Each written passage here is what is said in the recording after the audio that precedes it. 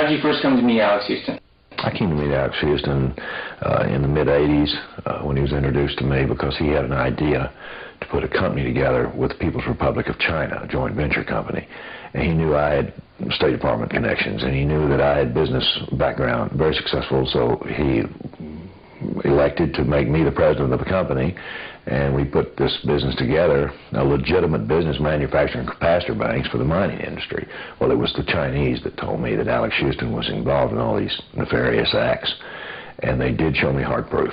Okay, but you were approached by a Chinese intelligence officer who gave you this information. What did he tell you? The Chinese intelligence officer told me that Alex Houston was involved in child and adult pornography.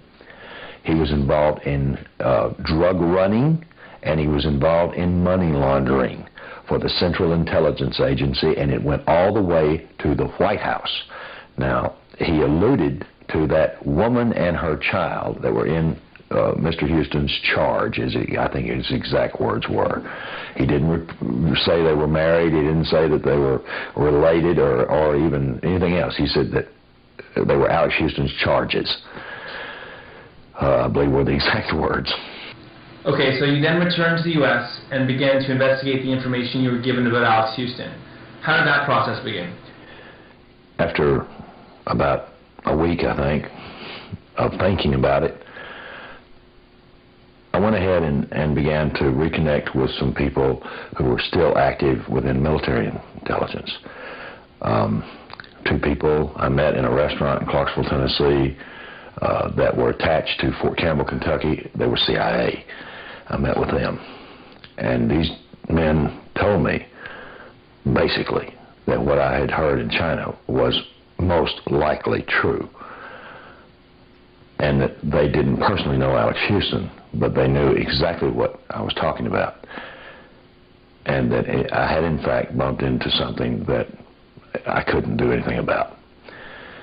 I asked them if they could please steer me in the direction of someone who could help Cathy and her daughter break free mentally of their CIA mind control existence. They told me that they would look into it, but it was too risky, in essence, that I need to look somewhere else. Why didn't I contact one of my other friends? And they had told me all they could tell me.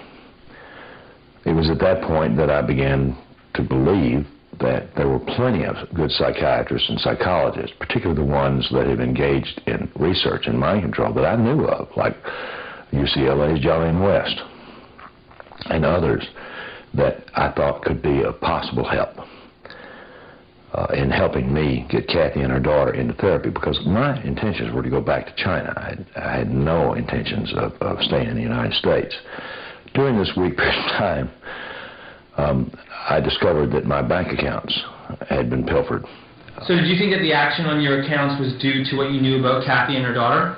At the time that my bank accounts were just suddenly disappearing, I really, the only way I could do anything was to surmise that Cathy OBrien might be the reason that my accounts disappeared, because I knew about her. And I had inquired as to the validity of the charges that the Chinese had given me about Alex Houston and what he was doing. Okay, so now you're starting to believe that Cathy and her daughter are being kept under mind control by Alex Houston. Why didn't you just rescue them? Quite honestly, I didn't really know how to get her out of there. I didn't know how to trigger her out of her existence because I didn't know what her programs were. However, I did have one person who had worked in a capacity to where this individual did know codes, keys, and triggers. And he told me, he said, the most common trigger used by the CIA at that level on individuals, whether they be military or whether they be civilian, is the voice of God. And I said, what? And he said, use the voice of God. I said, what does God sound like? And he said, just call her on the telephone and tell her you're God. And I said, yeah, right. What else do I tell her? He said, I'll get back with you. He called me back in a number of hours and explained to me that I was to give her a Bible scripture. And that was Psalms 37:37. Well, I had some knowledge of the Bible. I went and looked at that Bible scripture, and it said, Mark, the perfect man. I thought, this is ludicrous. So I called her up as the voice of God, and I told her to read Psalms 37:37 and meet this man at the Burger King restaurant in Goodlettsville, Tennessee at such a time, on such a day, which was actually the following day. I went to the Burger King really not expecting to see this woman. She walks in with a plastic smile, great big eyes, and she comes in and she looks at me as though I'm from off the planet, and she said, "God sent me to you." Were you able to discern from your past work that she was in a trance? There was no question. There was no question as to Cathy's mental condition at that time, because that was the first time that I'd had the opportunity to sit down with her one-on-one without anybody else being around and literally ask her some questions in a literal mode and test her level of suggestibility and determine that she was indeed under someone else's mind-controlled influence. Now, who that person was, at that point in time, I did not know, other than Alex Houston. So at this point, you orchestrated an intermediary rescue of Cathy and her daughter. What was Houston's reaction? I called him up, or he called me, I'm sorry. Alex Houston called me and said, "Have you talked to Cathy?" I said, "No." I said, "I really don't talk with Cathy." He said, "Well, she's gone." I said, "Well, I wouldn't have any way of knowing." And he said, "Well, I can't understand it. I mean, she's gone. She's taken my VCR." And at that point in time, I was just about to fall on the floor because I just lost $2 million, and he's complaining about a VCR. And I don't know why. It's still funny to this day. He was complaining about all these little things that she took out of the house, which absolutely was nothing. She took nothing, amounted to anything, except some medical equipment for her daughter and his VCR. So what made you guys finally have to leave Tennessee? After 2 or 3 months of taking care of my business and trying to get my money back and et cetera, I ran into another problem. This same deputy called me up and told me the sheriff of my county wanted to see me.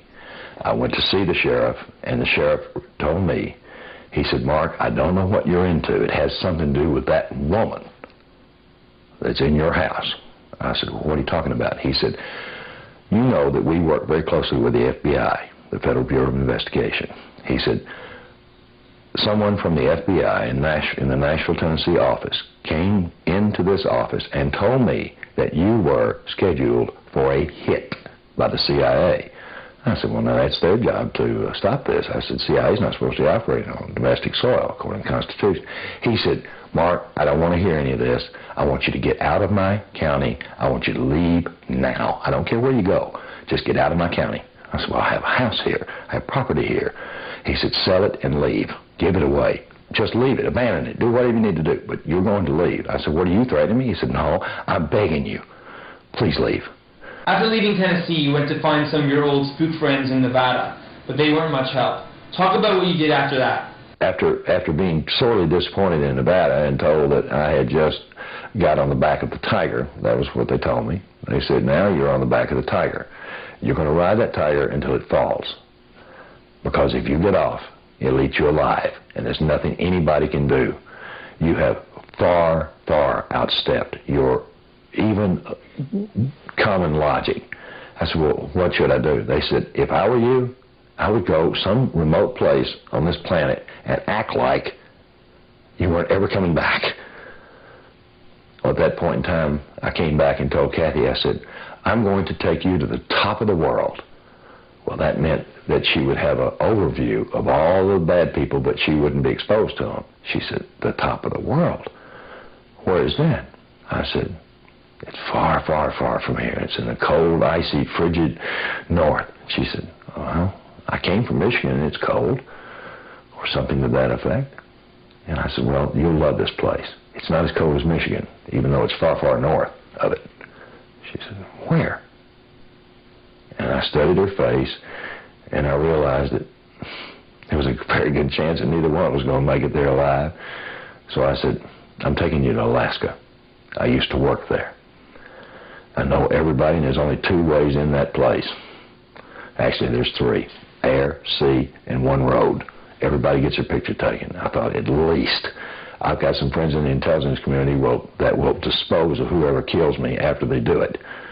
I was absolutely convinced that my chances of survival were 1 in a million at that point. I had nothing to lose. Everything in my life had been destroyed, it seemed like overnight, even though it took months. So what was the process of you deprogramming her? The process of deprogramming is really the person, you don't deprogram anybody, the person deprograms himself. You establish that they're safe, not only in reality but in their mind.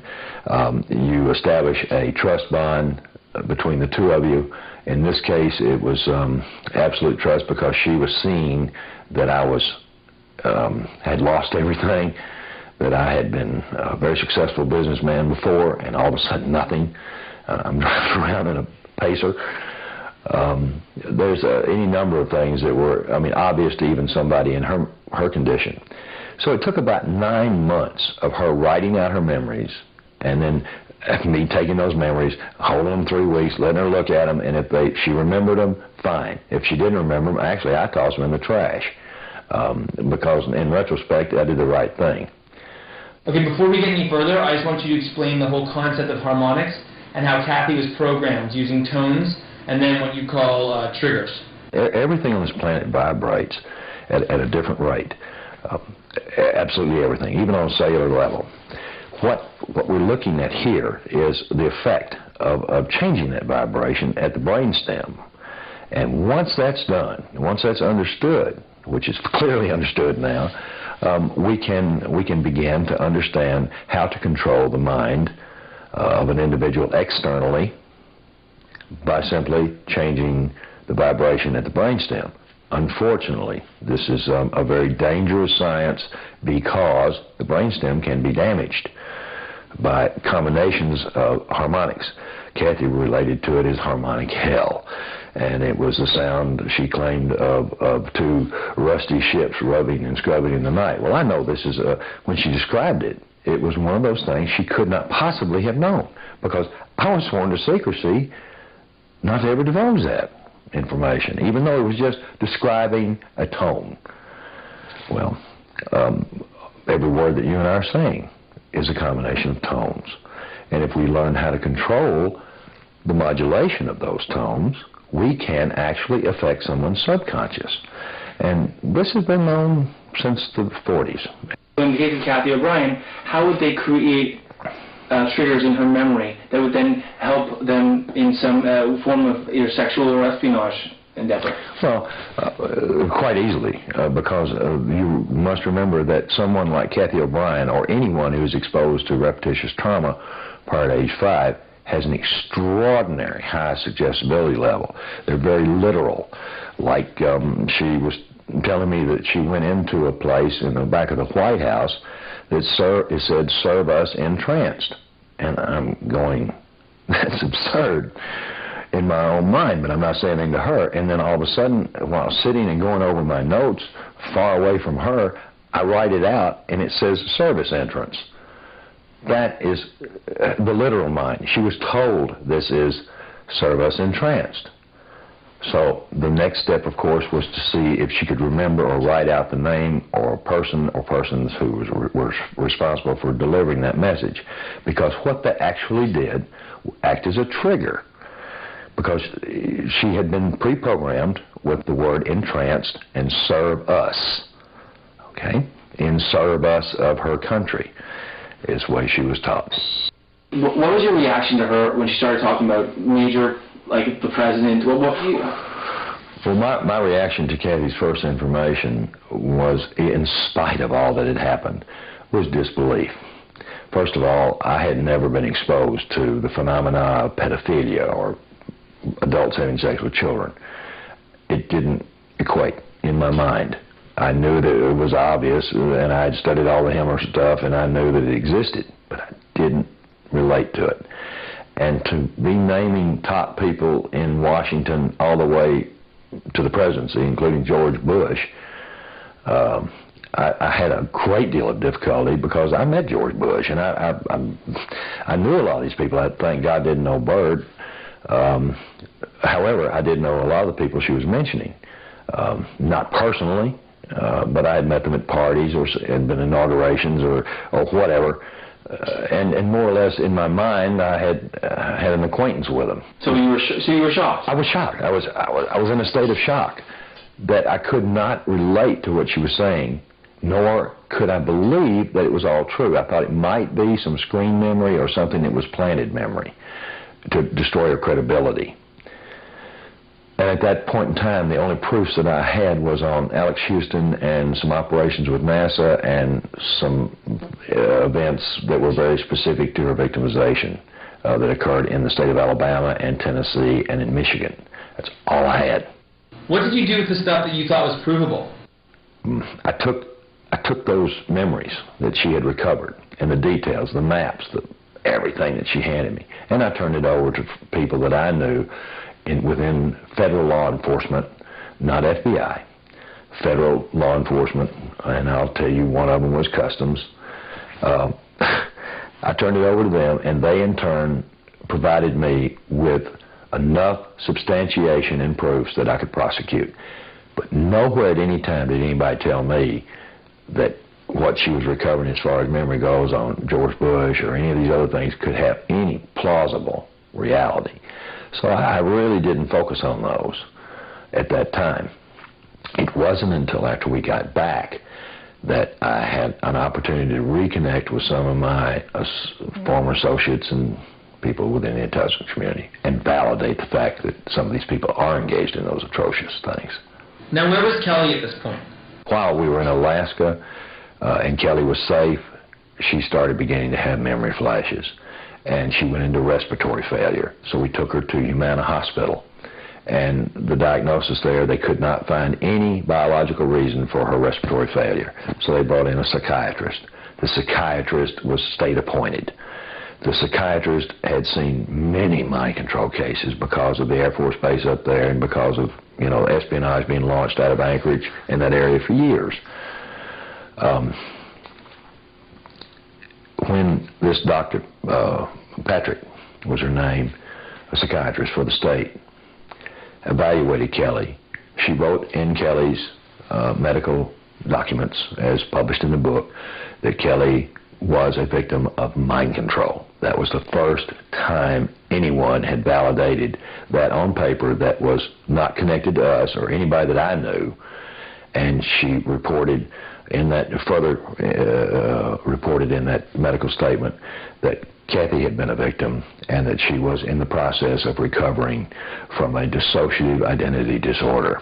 Now, Cathy had never been officially diagnosed, because if she'd been officially diagnosed at that point in time, she could never have appeared in court. So I never allowed her to have official diagnosis. It was a safety factor, a legal thing. So now what happens with Kelly? Well, Kelly went into the hospital and she never came out. Just to go back for a minute, Kelly was suffering from respiratory failure due to her programming. Can you just explain how it was used to keep her away from Cathy? The programming, again, was, the same as Cathy's, except Cathy's was digestive, Kelly's was respiratory. And respiratory is the most common programming used to kill spies who are captured. So how did the programming play out with Kelly? How did they use it against Kelly? Kelly went into what is known as an asthmatic attack. She doesn't actually have asthma, but she would go into a complete asthmatic attack, turn blue, stop breathing, and she'd have to be rushed into the hospital after just a few minutes in her mother's company. So it became so horrible for Cathy, because she loves her daughter and she wanted to help her and she wanted to give her comfort, because her daughter had already been through hell all her life, and then now she's being raised in an institution. Not even one institution. She's been bounced around all over the place. Explain what happened when you guys returned to Tennessee and tried to regain custody of Kelly. So the state of Tennessee, when they took custody of Kelly, when she'd been transferred from the Kentucky facility, we began to fight our case. And when we brought our evidences into the court, Cathy was charged $2 million in child support. this was quite a surprise, but not a surprise. We knew that they were going to use this to keep Cathy away from her daughter, because they knew Cathy would have to flee. She couldn't have to pay $2 million or go to jail. Well, the district attorney happened to be someone of extraordinary ethics for that particular court. And he stood up and he said, "Your Honor, you're violating every law that I know of." And the judge said in open court, "Laws do not apply in this case for reasons of national security." He said it in front of court watchers. He said it in front of about 8 or 9 lawyers, in addition to people that, who knows who they were sitting in the courtroom. And what's the significance of... The significance of it is simply this. That judge, in essence, saved our lives, because he absolutely said publicly that the United States government was responsible for covering up this case. And even though he didn't have to state why, and we weren't allowed to present our evidences, we knew at that point in time that we could not prosecute our case in any state, federal, criminal or civil court. The 1947 National Security Act I had worked under for years. I knew exactly every tenet in it. So I told Cathy, when she was crying and crying when she left the courtroom, she said, "There is no justice." I said, "You just got the greatest form of justice that I know of." And I'm still, my ears are ringing with what that judge said. How do you define justice in this case? Has it been granted, and what are you guys going for? The only justice that Cathy and I have been able to see is our ability to exercise our First Amendment rights. Since that judge invoked the National Security Act in open court, it allowed us to self-publish our book, which was in essence not even a book, and I still don't call it a book. It's a documentary of what happened to Cathy that we can prove, and what happened to Kelly that we can prove, and what happened to me after I rescued him. Have people outside of your circle of friends been given copies of the book? Every person in Washington, we sent over 1,100 certified mailings well before the book was ever published of the contents in Transformation of America. That was done over a 2-year period of time, a 3-year period of time, from 91 to 94. In 95, we thought we were going to be able to address the House Intelligence Select Committee on Intelligence Oversight. It was in April of 95 when we were turned down the last time. Our lawyer, who's a federal lawyer, advised us on good advice to take that portion of the documentation that we had, which was quite extensive, and we actually sent to Washington to well over 1,000 people in both houses of Congress, within the Pentagon. I mean, every single one. The reason that they're mentioned in that book is because I didn't want anybody coming back and say, "Well, if you just contacted me, we could have fixed this." But no, you just broke this law, this law, this law. I said, "Cathy, we're not going to leave any stone unturned." So we sent them out.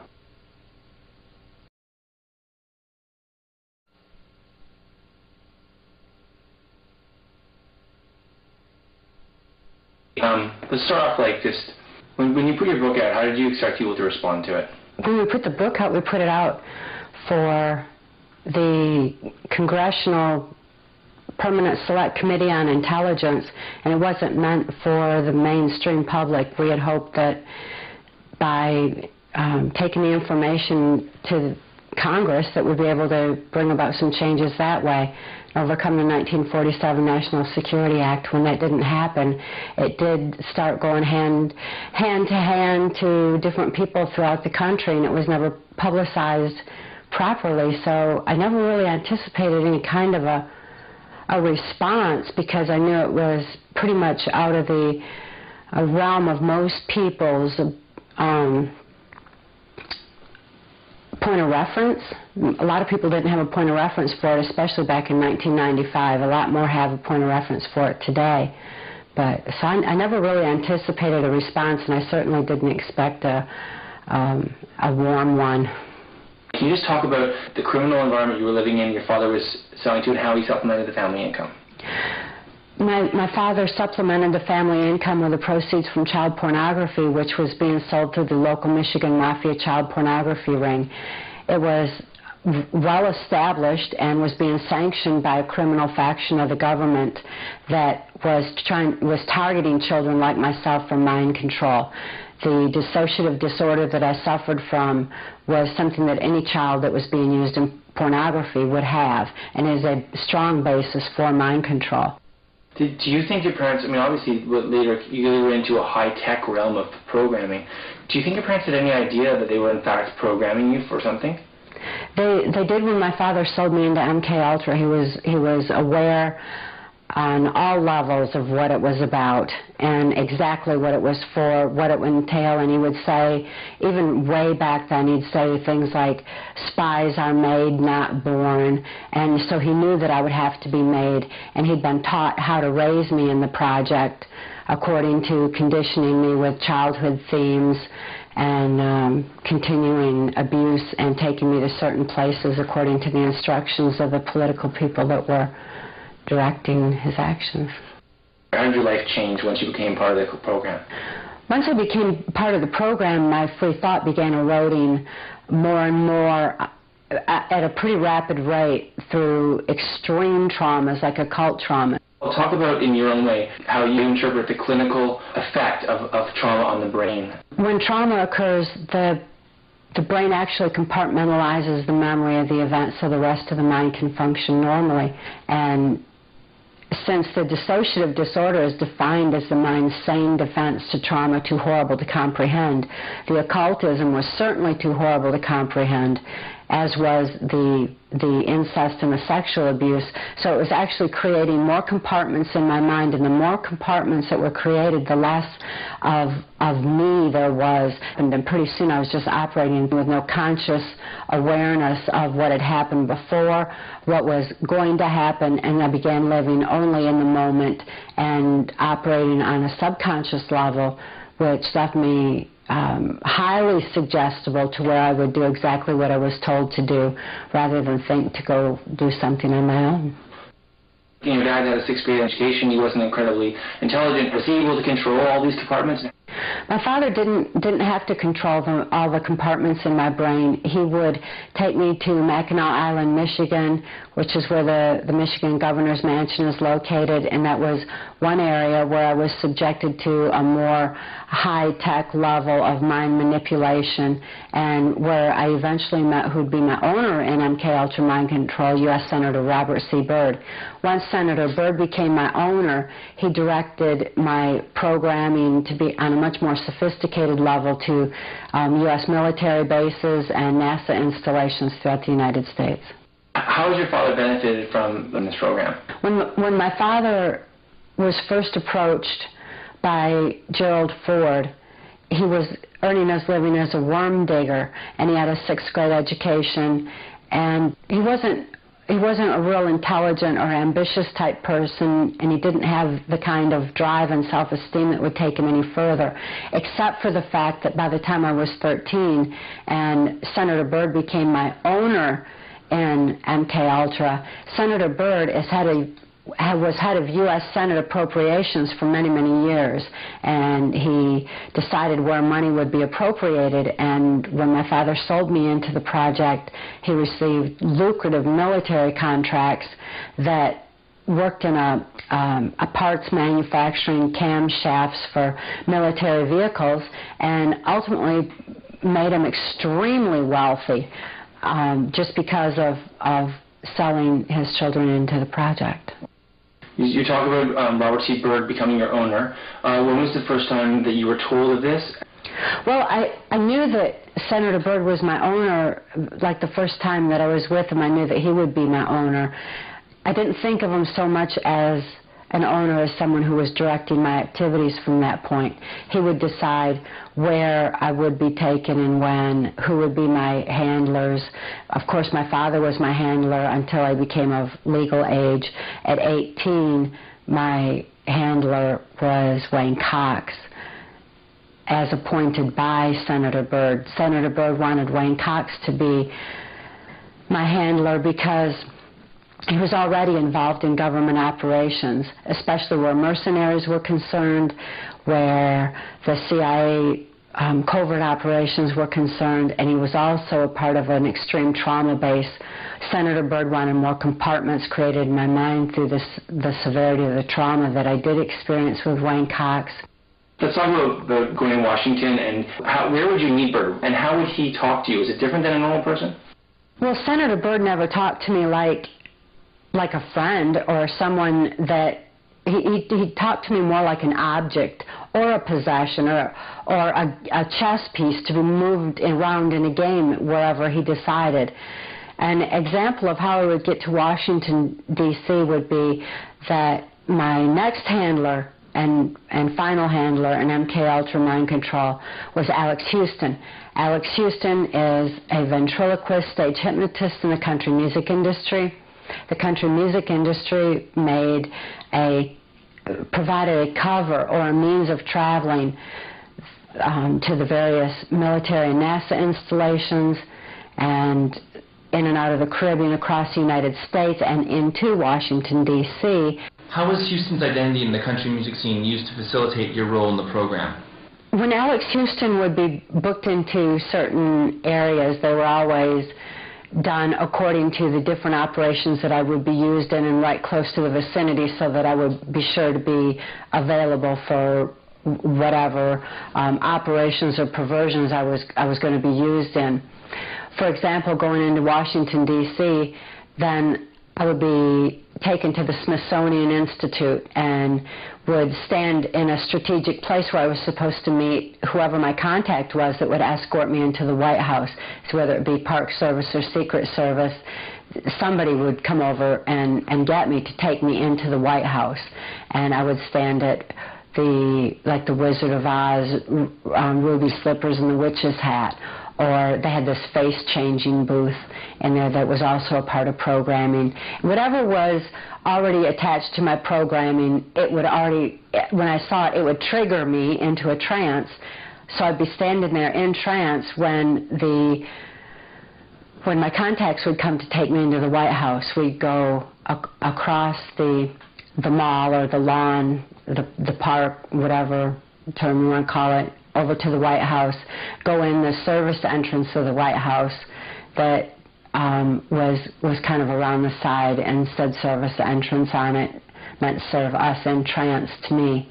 You write extensively about your visits to Reagan after being prosecuted by Byrd. Can you explain how that got started?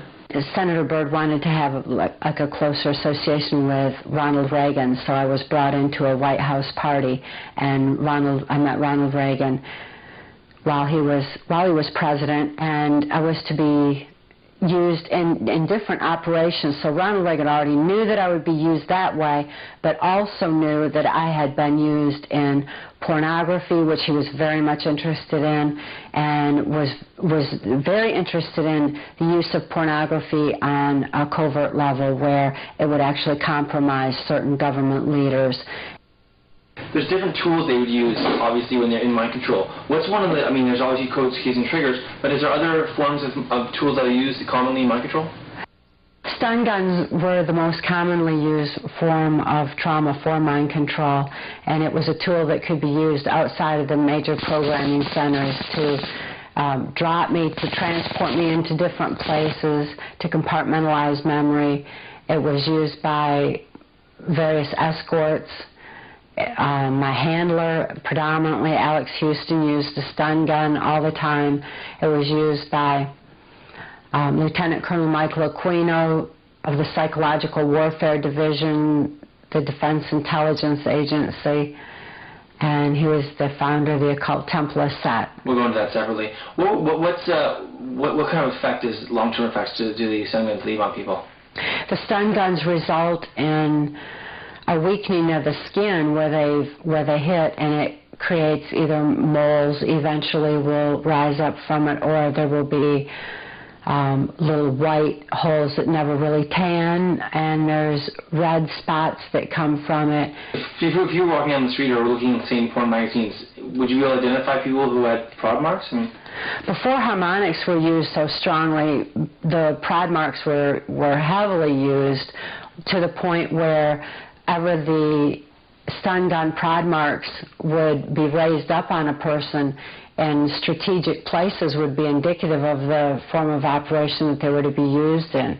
For example, the ones that were located on the left side of the face was usually indicative of some kind of message delivery or a photographic recording that could be going on by the program person. The ones on the throat were indicative of sex programming, oral sex programming. The different places where they were located were clear indicators to people in the know what kind of mode of operation I was working in. What would you say was the most traumatic thing you endured during your exposure to the mind control program? The most traumatic thing that I ever endured was not being able to protect my daughter. And it was always a trauma base for me. It was an extreme trauma base because it went against my maternal instincts. Everything that I had hoped for as a child, everything that I am inside to want to love her and protect her and take good care of her and give her a wonderful and safe environment, and I couldn't do that. I couldn't think to do that. What was the nature of Kelly's exposure to the project?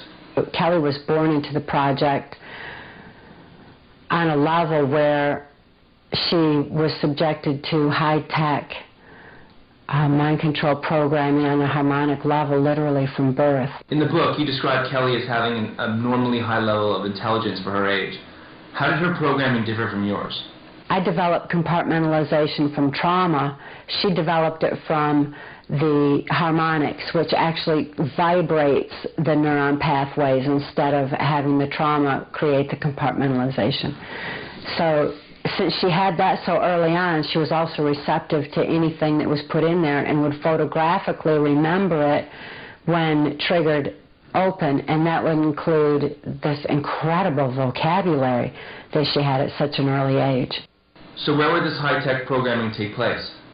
Fort Campbell, Kentucky was another place where she was exposed to the most sophisticated levels of mind control programming. They had all the equipment and capability already established there for military special forces. It's where the 101st Airborne is trained, and it's where she was being programmed just right after birth because we'd already been transferred to Nashville by that time. When Mark was freeing you, freeing your mind, how did it start to occur? Like, did memories just start flying out of your head? What was it like? When Mark first rescued Kelly and I, he took us to the safety and serenity of Alaska, which it was so peaceful and so beautiful. We weren't being abused. We were safe for the first time. We knew love. And as a result, it's a natural phenomena that that a person would begin to remember little bits and pieces. Besides, we were in extreme danger. We had a lot of problems. Mark's bank accounts had been cleared out. We'd received a lot of threats because of something that I couldn't remember. As a matter of fact, I became aware that I didn't know what had happened to over 10 years of my life at all. I had no recollection at all, totally amnesic. I even thought I was still 24 years old when I was actually 30 years old. So those things all lent to the very beginning of beginning to remember. And as I began to remember, Mark taught me a method that was very effective to recall what's incomprehensible. Since the disorder that I had was resulting from trauma too horrible to comprehend, it had to be made comprehensible in order to take those walls down in my mind and take the compartmentalization down. So in order for it to be comprehensible, the best way was to deal with it logically. Emotionally, there's no place for the kind of horror that my daughter and I experienced, but logically, I began to understand, and the logic was accessed by writing out my memories. When a person moves a pen, the logic portion of their brain is what actually controls the pen, so automatically the memory is shifted over to logic and comes out on paper, and it's a very, very safe and easy way of being able to remember what was actually photographically recorded. How did Kelly respond to Mark? She loved Mark very, very much. She still loves Mark very, very much. she felt safe with him. He wasn't abusing her. He was obviously loving. The animals loved him, and that had a profound effect on her as well. Kelly has a strong love for animals, and since we couldn't think, our senses were heightened, like a blind person's hearing is accentuated. Our senses were heightened to where we had senses like an animal and knew that he was good, and the animals loved him, and it was just, it had a profound effect on Kelly. She knew that goodness did exist in the world, that animals could be safe in places, that love was available, and that has given her a lot of hope for returning to a normal life once she receives her last bit of technological rehabilitation that she so desperately needs. Let's begin. After about a week, I think, of thinking about it, I went ahead and began to reconnect with some people who were still active within military intelligence. Two people I met in a restaurant in Clarksville, Tennessee, that were attached to Fort Campbell, Kentucky. They were CIA. I met with them. And these men told me, basically, that what I had heard in China was most likely true. And that they didn't personally know Alex Houston, but they knew exactly what I was talking about. And that I had, in fact, bumped into something that I couldn't do anything about. I asked them if they could please steer me in the direction of someone who could help Cathy and her daughter break free mentally of their CIA mind control existence. They told me that they would look into it, but it was too risky, in essence, that I need to look somewhere else. Why didn't I contact one of my other friends? And they had told me all they could tell me. It was at that point that I began to believe that there were plenty of good psychiatrists and psychologists, particularly the ones that have engaged in research in mind control that I knew of, like UCLA's Jolene West and others, that I thought could be of possible help.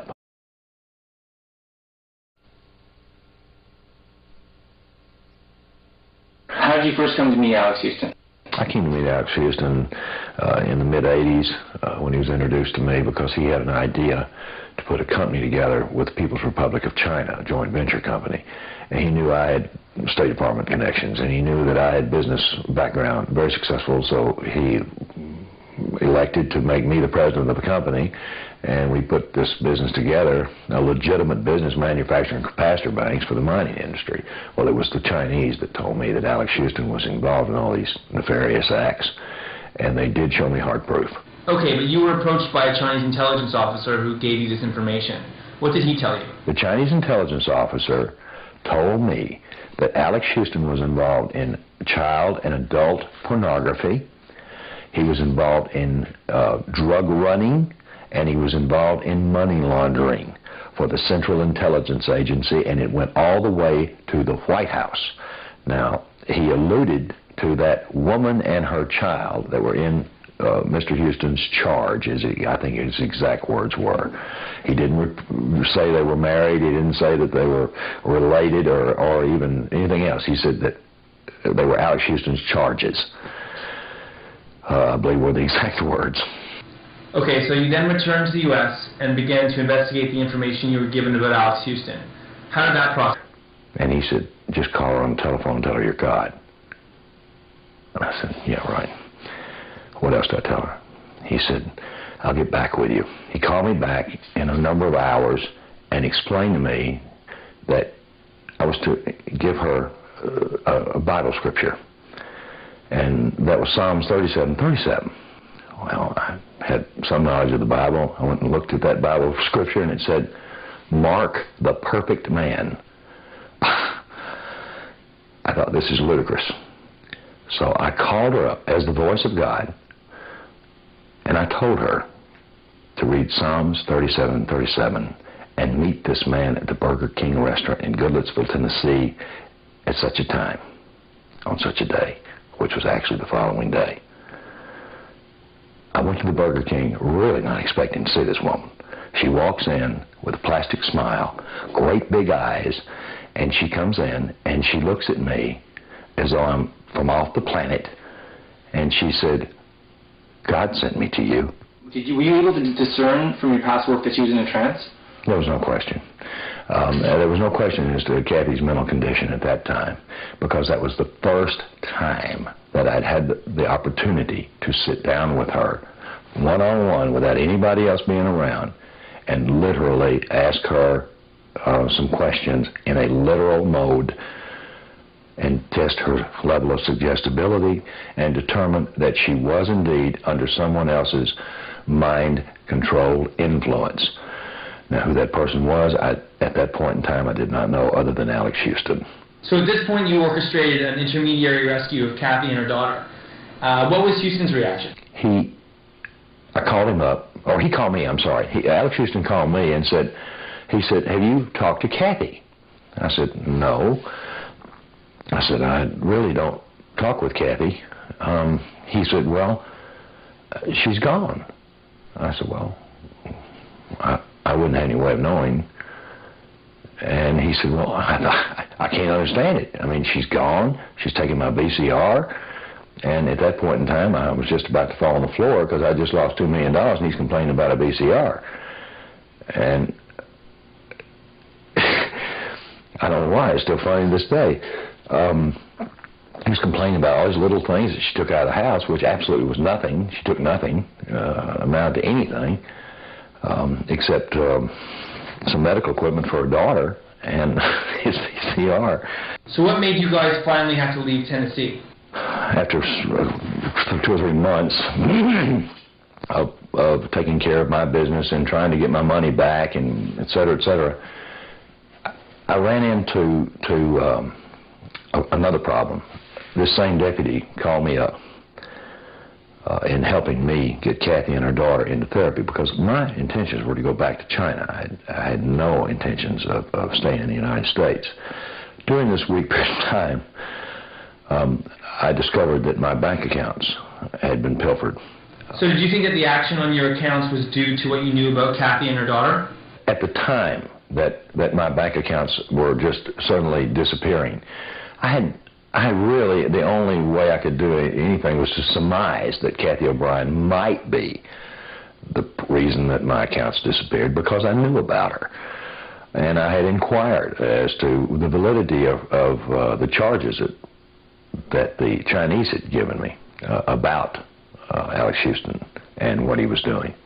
Okay, so now you're starting to believe that Cathy and her daughter are being kept under mind control by Alex Houston. Why didn't you just rescue them?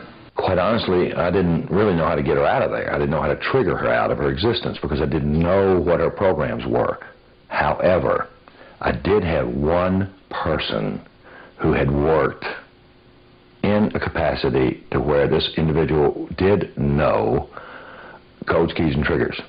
And he told me, he said, the most common trigger used by the CIA at that level on individuals, whether they be military or whether they be civilian, is the voice of God. And I said, what? And he said, use the voice of God. I said, what does God sound like?